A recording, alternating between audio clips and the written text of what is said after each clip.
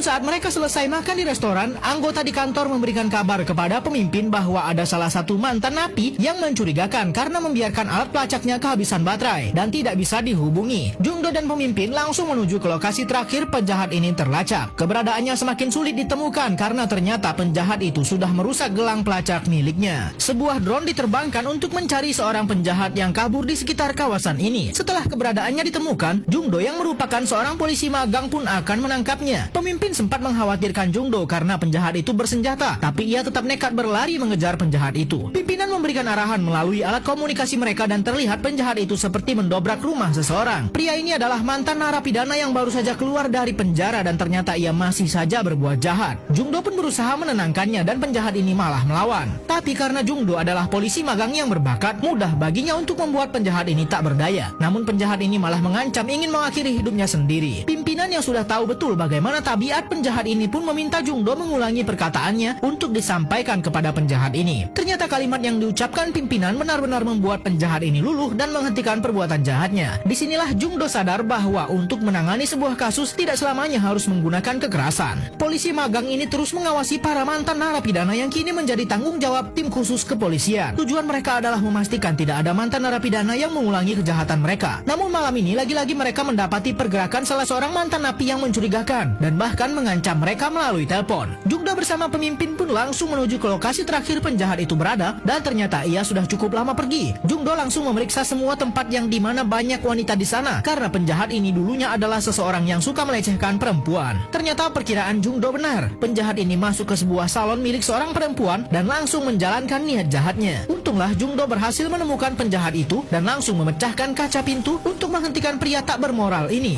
Tanpa pikir panjang lagi, Jungdo langsung mengambil tindakan sendiri walaupun ia hanya seorang polisi magang. Dan karena keberaniannya selama magang, Jungdo pun mendapat penghargaan khusus dan kini ia resmi diangkat menjadi anggota tetap tim khusus kepolisian. Tapi dengan begitu tanggung jawabnya semakin besar dan ia akan menghadapi kasus yang lebih besar lagi. Seorang tahanan dengan latar belakang kejahatan pelecehan terhadap anak di bawah umur baru saja dibebaskan. Namun tim khusus dari kepolisian akan tetap mengawasinya dengan memasang alat pelacak di kakinya dan jika didapati ada pergerakan mencurigakan, maka ia akan kembali ditindak. Saat mantan napi ini diantar pulang oleh kepolisian, ternyata sudah banyak warga yang mengamuk karena tidak sepantasnya seseorang yang sudah melecehkan anak dibebaskan. Mantan napi bernama Ki Jung ini pun sama sekali tidak memperdulikan amukan warga dan saat pada malam harinya